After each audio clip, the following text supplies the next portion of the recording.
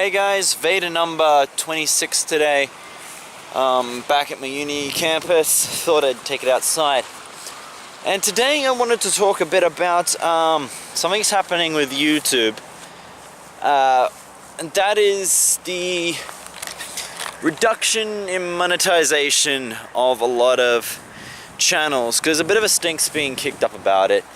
Apparently someone called H3 is complaining about it quite a bit. Personally, I don't know about any of their content, but I do know that Total Biscuit released a podcast episode today talking about a lot of the facts and figures and his opinion of it.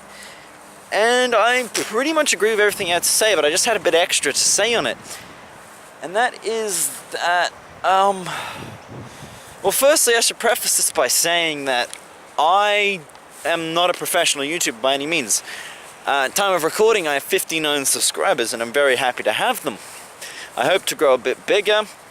Do I hope to be professional one day? Oh, that's terrible lighting. We'll face this way then. Yeah, do I hope to grow them at some point? Yeah, do I hope to one day go professional? Who knows? Right now I'm just making a show, but a lot of bigger YouTubers are kicking up a stink, apparently, about, and a lot of people are getting worried about YouTube not giving them money, cutting down the money. Some of this has been theorized to be part of a large ad pullout that happened recently, where a lot of bigger companies, a lot of high-paying ads, pre-roll ads, pulled them because they were being shown on inappropriate content. They didn't have enough control over the content they're shown over. And now apparently some channels are feeling the consequences of that. And you know, there's a whole bunch of other things that are potentially like adding up to this, is potentially contributing to this less ad content. But I just kind of wanted to say that at the end of the day, YouTube really doesn't owe any of us any money whatsoever. No, because at the end of the day, this is Google's business. I mean, ever since YouTube was bought out by Google a couple years ago, this has been Google's business, YouTube. And it hasn't been profitable, to my understanding. I believe that YouTube is not a profitable venture for Google in the long run. Well, at least it hasn't been so far. They're trying to make it profitable. I don't claim to know the ins and outs of these sort of things, but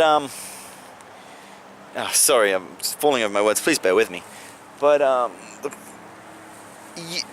YouTube pays for the data centers, pays for the maintenance of the data centers, pays for the hard drives that your videos go onto. Be it like something that gets 40 million views or 40 views or 4 views or never gets viewed between now and infinity, when North Korea blows it out of existence about a week from now. But yeah, oh, that'll date well. But yeah, so they pay for the maintenance of these centers, they pay for the staff of these centers, the security of these centers.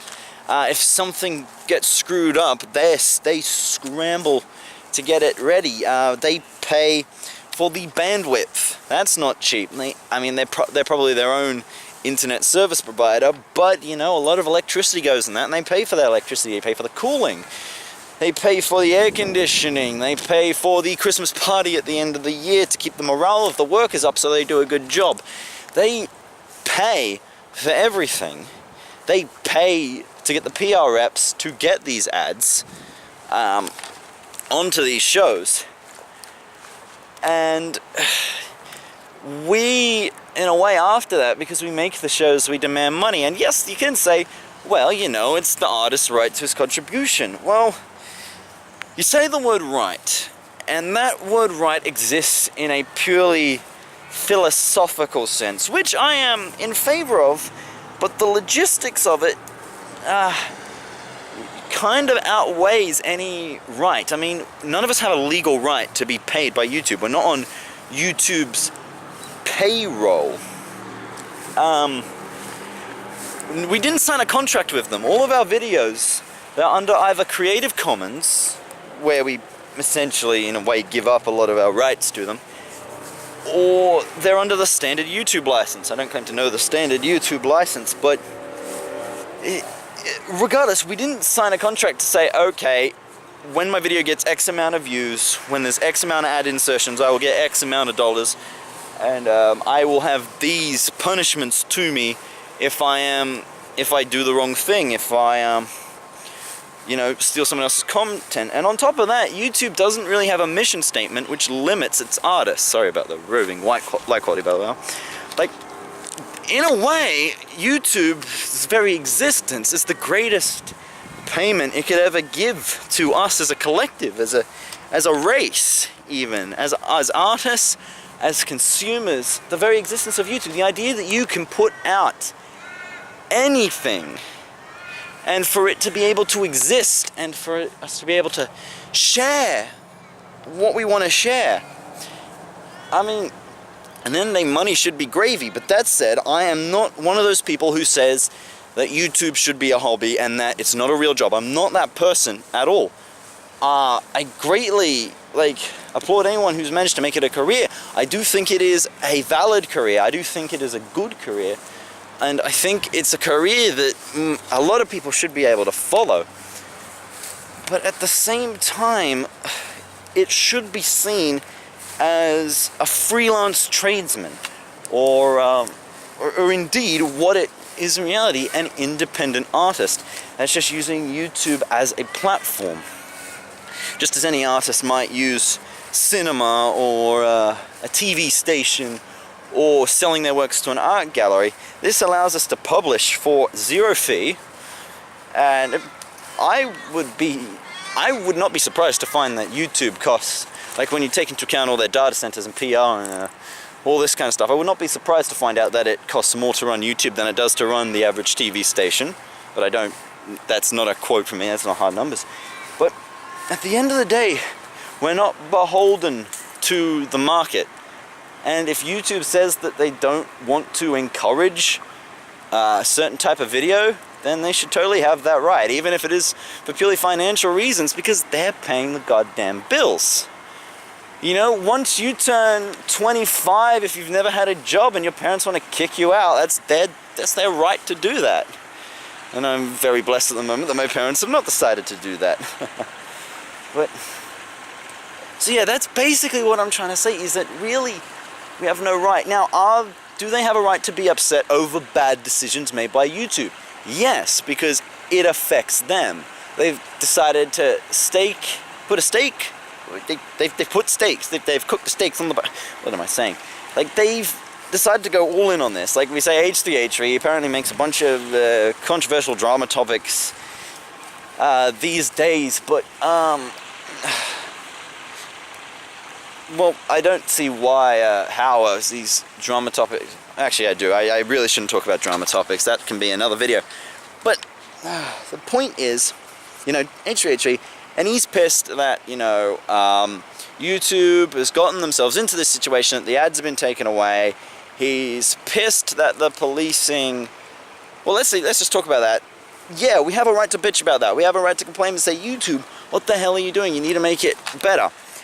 And unfortunately, the only real solution I can say to that is that, YouTube actively decides who all of the ads get placed to without really giving the little guy a look in. And that's something I don't really want to see, because it would ruin the independent nature of YouTube. It would mean that the rich get richer and the poor stay poorer. And what I said before, I know that somewhat comes at odds with what I said before, but I'm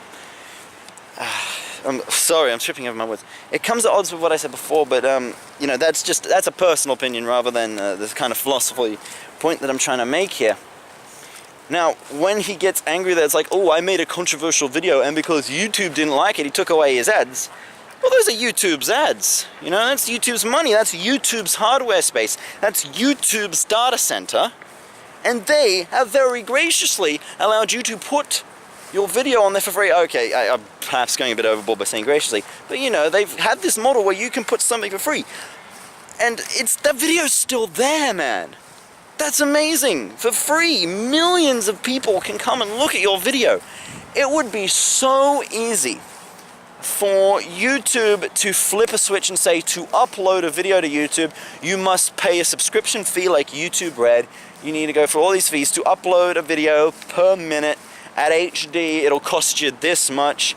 It costs you this much per view. Just like a telephone call, you gotta pay your phone bill per minute that you call. And it used to be that with dial-up internet you did the same, you paid per minute. It'd be so easy to say, okay, to watch this video you need to pay X amount of cents, or you can only watch this much video per month. But it isn't, it's free. And that in itself is amazing. It really is. So I hope you've kind of gotten something out of what I'm saying, and you kind of get what I'm coming at. That said, I still think that Google and YouTube have gotten themselves into a pretty poor position. Ooh, this will be testing out the wind reduction on my camera. I think they've gotten themselves into a pretty crappy position. I think they've been suboptimal about how they deal with a lot of these stuff. Haven't made the best decision. They're talking to us as creators sucks, but then again, we don't have a right. It would be a privilege if they did. And I know that a lot, and you could say that that's just the CEO, if they decide that that's a privilege, being a dick, because, you know, there are so many people who, because, you know, YouTube would be nothing without the content creators. Well, if that's so, I guess, give them an ultimatum, just like a musician would to a record company, and if you think you're worth the money, then they'll pay you the money. But YouTube's platform is different. Almost every YouTuber you see today, every YouTuber with 1 million, with 1,000, or even 59 subscribers came from nothing. Almost every single one came from nothing. One day they made a channel and they started playing World of Warcraft, and now they are the Yogscast. One day they made a channel and made a video called The Adventures of Super John, and now he's Jontron. One day someone made a video about a talking vacuum cleaner, and now he's Kid Icarus. And one day I hope I'm going to be able to say, you know, one day a guy called Hobby Dragon made a video about taking the Ford Chord song by Axis of Awesome, put a couple Yu-Gi-Oh cards to it, and now he's Keith Shizuo. Who knows if that'll ever happen, but you see my point here. YouTube existing, in my opinion, is payment enough. And while I think that the higher echelons people, the people that are making money hand over fist, the people making thousands of dollars a month off YouTube, should very much be more directly linked to YouTube as a corporate entity, because they are the faces of YouTube. We need to put things in perspective. Now, what I said might have just sounded very extremist in terms of my opinion, but it's not. I'm a very middle-of-the-road kind of guy. I just needed to say these things on top of all the opinions that have already been said. So this is not my hardline opinion that everyone should just be grateful for it. No, I know there needs to be change. And anyone saying that that's what I do believe obviously hasn't watched the whole video in the comments. Oh, this is very nice lighting. Oh, I have to remember this spot. But yeah, so I think I'll conclude it there. I think you get the general idea. I'm happy to discuss it in the comments, or maybe some sort of follow-up video where I've scripted it a bit better, but this was just completely off the cuff for Veda. So yeah, so what's happening with the channel at the moment? Well, I just got finished filming a little something for the first episode of a little upcoming project. You guys will be finding out about that in just a few days, and I'm going to be feverishly editing something on the lens there. Yeah. And I'm going to be feverishly editing that so you guys can see that. That's coming out on the 30th. Stay tuned for the 30th. It's going to be massive, going to be big. Well, I hope it will be. I hope it'll be exciting. And so, yeah. Let's see what happens with that. I just got finished filming that. Yeah, I think that's a good place to end it. So anyway, I've been Keith Shizuo. This has been Veda number 26. Here's to 4 more. See you guys in the comments. See you guys on Twitter. See yous.